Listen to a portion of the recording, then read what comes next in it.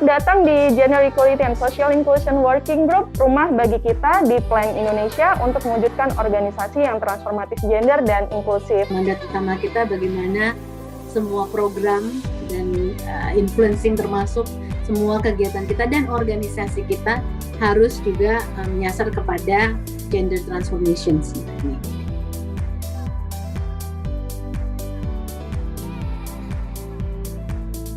Di masyarakat kita lebih mudah menjadi laki-laki daripada perempuan. Gimana menurut teman-teman?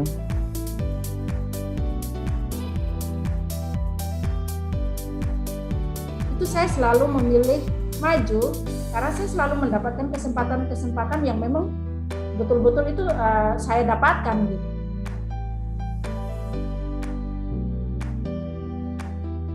Ya betul, sepakat ya. Saya senang maksudnya sepakat semua di sini gitu ya. Jadi penting melibatkan atau partisipasi kaum muda yang bermakna itu. Nah ini kalau kita ngelihat ya dari manfaatnya gitu ya untuk kaum muda. Nah partisipasi itu memberikan kaum muda kesempatan untuk mengembangkan keahlian mereka gitu ya.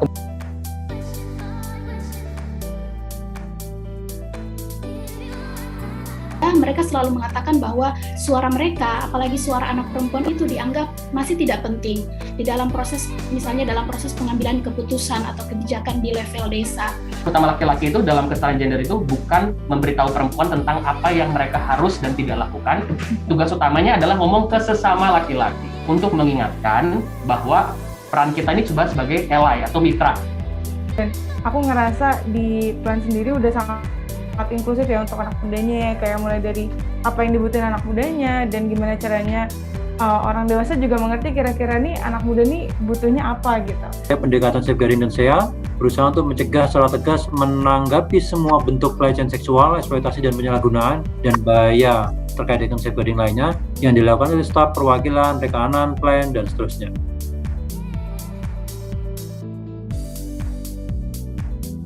Mulai aja gitu, jangan bayangkan memulai itu udah baik atau belum, tapi mulai aja karena kita nggak pernah tahu baik atau nggak kalau bahkan kamu belum mulai gitu.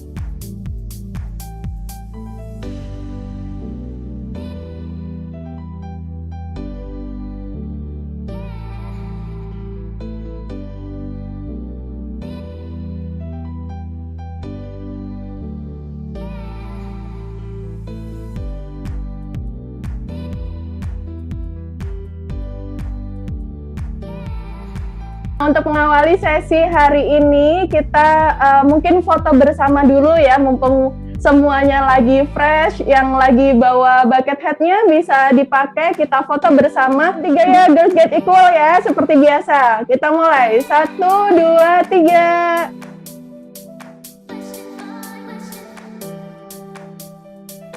Berbicara mengenai penyandang disabilitas, kita harus melibatkan mereka secara langsung. Makanya mereka suka berbicara mengenai kayak there is no us without us. Nah hari ini kita langsung bertemu teman-teman kita dan kita belajar dari mereka.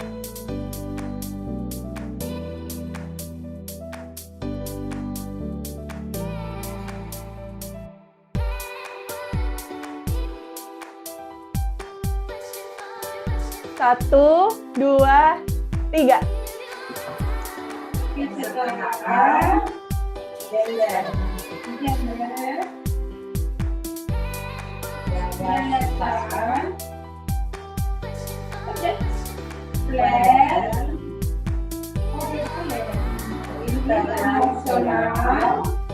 Indonesia.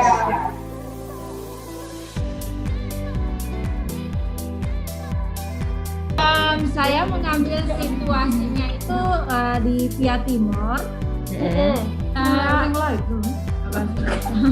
Ya, jadi ada 5 kategori yang coba saya ambil, itu jenis kelamin, kemudian agama, non-disabilitas, bahasa, ada 6, status hubungan sama pendidikan. Nah dari 6 kategori yang ada, saya sama dengan yang dominan itu ada 1, 2, 3, 4. Wow. sesuatu yang melekat di diri kita itu juga tergantung dari bagaimana kita ingin mengekspresikan kepada orang lain. Betul. Begitu. Jadi bisa jadi hal-hal yang teman-teman tulis di sini sebenarnya sesuatu yang ingin teman-teman refleksikan lagi, sesuatu yang bagaimana kita ingin dinilai orang lain, apakah kita menjadi bagian dari mereka atau tidak. Makanya biasanya terjadi adanya selain konflik individu, ada juga konflik sosial, di mana di situ ada perbedaan-perbedaan antara individu dan komunitas, kemudian bagaimana kita ingin diterima atau bagaimana kita ingin dinilai, dan bagaimana kita menilai diri kita sendiri. Nah, satu lagi yang tidak kalah pentingnya adalah menjadi mayoritas tidak serta-merta membuat teman-teman memiliki kuasa lebih. Seperti itu. Tapi kami berani untuk bergerak. Nah, itu pergerakan itu dimulai dari mana? Yaitu yang pertama adalah dari diri saya sendiri. Kita harus bisa memotivasi diri untuk meyakinkan diri bahwa kita bisa loh untuk menjadi meskipun kita perempuan bisa loh kita bergerak, bisa kalau kita membuat sebuah perubahan untuk menjadi lebih baik lagi. Nah, ini faktor pengubah konteks perkawinan anak itu adalah transisi norma, pemenuhan hak anak, dukungan Pemda, perkembangan teknologi yang bisa dua sisi gitu ya, pengetahuan hak Kespro, dan kesadaran pendidikan. Kenapa? Karena menjadi penting untuk memberikan perubahan kondisi dan posisi sosial sehingga suara perempuan dan anak perempuan didengar. Ya, gimana kakak-kakak semuanya? Kita main games, setuju? Mungkin bisa kasih reaction kalau setuju.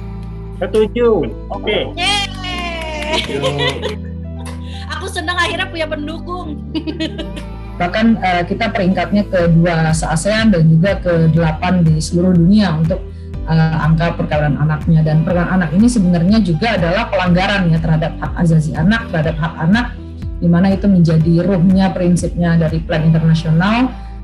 Ini kesempatan supaya perempuan dengan penyandang disabilitas mereka mulai terlihat di masyarakat, dan bukan hanya terlihat saja tapi mereka punya peran penting. Seperti itu, Kak.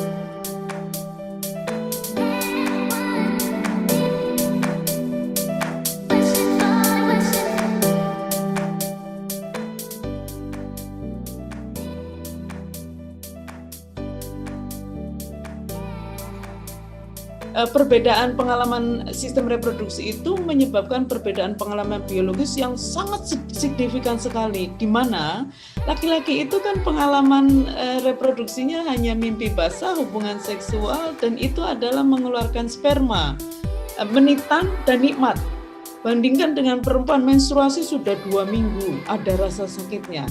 Lalu hamil 9 bulan ada rasa sakitnya, melahirkan mungkin jam-jaman harian, nifas bisa harian, mingguan, bulanan, menyusui sampai 2 tahun. Bentuknya tuh kayak gimana ya, kayak roti. Bungkus roti kali, bungkus roti. Iya kayak bungkus roti gitu, itu apa sih Bu? Aku nggak pernah lihat.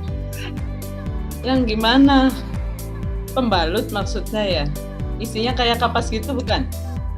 Iya kayak kapas. Itu pembalut namanya, Nera.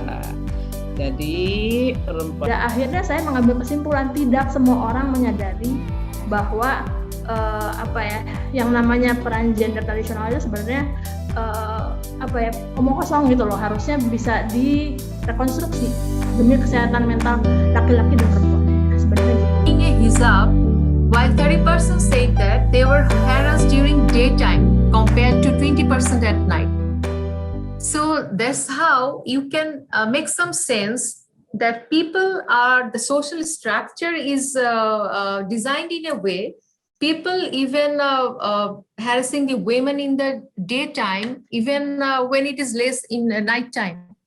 So that's how we can understand that how the social norms are and how people are reacting to the women outside in the public area.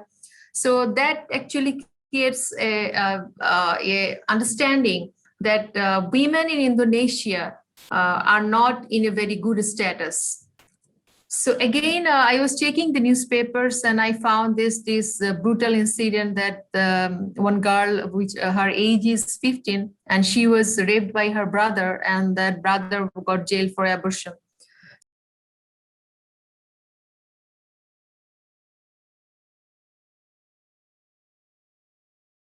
Hobi saya jalan-jalan, tapi dominannya di kantor itu membaca. Saya suku Alor.